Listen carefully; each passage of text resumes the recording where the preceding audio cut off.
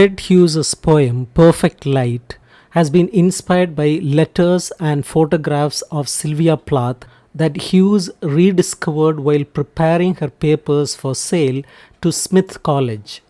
Based on a 1962 photo of Sylvia Plath in a field of daffodils holding their two children, Perfect Light describes the physical scene and ends with an ominous metaphor suggesting the mother's inescapable fate.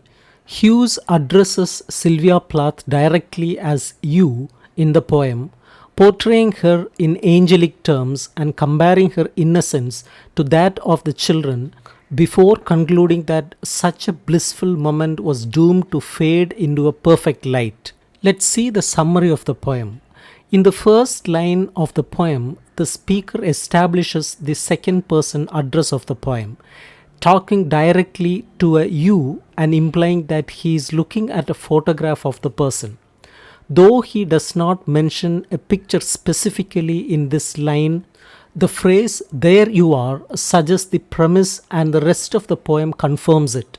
This opening line also contains the first use of the word innocence, which will be used a total of 3 times, and here refers to the innocent appearance of the woman in the photograph.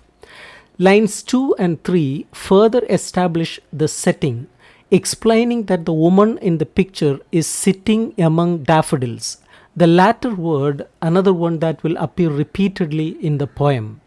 In line 2, the speaker reveals the picture specifically, suggesting that its subject appears posed for a photograph that should be called innocence. This second use of the word innocence, coming so quickly after the first one, serves to emphasize the speaker's opinion that the woman is a symbol of purity and has childlike naivete. The phrase perfect light is not only the title of the poem, but also appears 2 times within the poem. In line 4, it refers to the sunlight or daylight that shines on the face of the woman sitting in the field of flowers. The light is perfect for picture taking, and the speaker compares the woman's official features to a daffodil. Line 5 contains the second and third uses of the word daffodil, which create an ironic twist in the way they are presented with the word like. The first phrase, like a daffodil, simply makes the comparison of physical beauty between the woman and the flower. The second phrase, like any one of those daffodils, initially seems to make the same point, to be a repetition of the simile just used. The line immediately following, however, shows that the speaker has something different in mind. The comparison in lines 6 and 7 is between the brief length of time that the ephemeral daffodils will exist in the field and the same short amount of time that the woman will have to live among them. These lines foreshadow her sorrowful fate but still reflect the soft tenderness of the speaker's feelings. Line 7 ends with an introduction of someone or something else in the photograph, something the woman holds in her hand.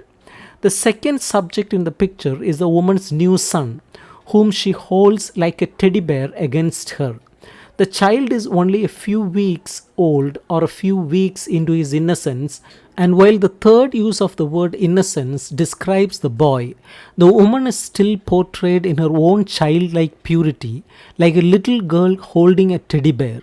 The speaker further glorifies the mother and child by comparing them to the Virgin Mary and the baby Jesus. Now the woman and her son are not just innocent but holy as well. Lines 11 through 13 introduce the third person in the photograph, the woman's daughter, barely 2, sitting beside her mother and laughing up at her. At the end of line 12, the phrase like a daffodil appears to modify the description of the little girl that comes just before it, but not so.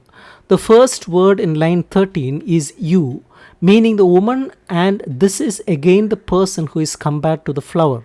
This time her face is like a daffodil's when it turns downward as she leans over to say something to her daughter. The final line of the first stanza marks a shift in the tone and setting of the poem.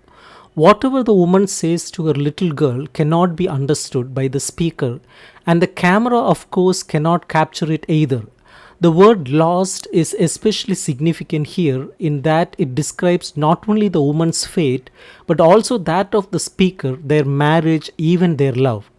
The gentle tone and pastoral imagery of the first stanza is replaced with the despairing voice and war images in the second stanza. In lines 15 to 17, the speaker describes the hill on which the woman is sitting as a moated fort hill bigger than her house.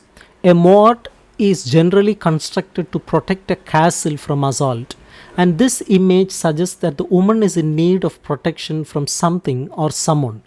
The knowledge inside the hill on which she and the children sit refers back to the final lines of the first stanza, in which she bowed her head to speak to her daughter. Whatever her words were, they are now kept secret by the earth that took them in. The phrase failed to reach the picture refers to the knowledge in line 15 and re emphasizes the fact that neither the speaker nor the camera knows what the woman said to her daughter. The speaker personifies time with military image, saying it comes toward her like an infantryman returning slowly out of no man's land. The location of no man's land is significant because it means the land between two warring parties, suggesting that the woman is caught up in the middle of her own private war, though what its cause is or who the armies are is not revealed. The phrases bowed under something and never reached you refer back to the woman's next moment in line 18. The idea that her future never reached her parallels the previous idea that the knowledge of her words failed to reach or to be captured in the photograph. The final line of the poem again foretells the woman's fate in saying that her next moment simply melted into the perfect light. The phrase perfect light suggests something darker, something far from perfect. The repetition of the word daffodils in perfect light is more than a technique of style to make the poem cohesive.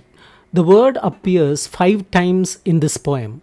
3 times the word daffodils is used with the word like to make a direct comparison between the subject, Plath, and the daffodils. Hughes presents such a powerful recurrent connection between them that the flowers become his ill-fated wife as she becomes them. The basis of this relationship and the glue that holds it together is the brevity of life, both that of the daffodils and Plath's. A theme purporting the shortness of human life may seem too obvious to be of much value, but is made more complex here because the brevity is helped along by suicide. A poem about the death of an elderly person or someone who is killed or succumbs to disease is certainly worthwhile and not unexpected. But in perfect light, the grim reality of a woman's death by gassing herself in the kitchen oven is remarkably contrasted by the personification of her in tender spring flowers. Hughes had the advantage of writing this poem some years after Plath died. Had he written it the same day by the photograph was taken, he may have concentrated on the beauty of the daffodils and the serenity of the countryside, comparing only those items to his wife and children. As it was, however, the flowers came to represent something more pressing, something darker in their lives, and Hughes makes that clear through the repetition of one word.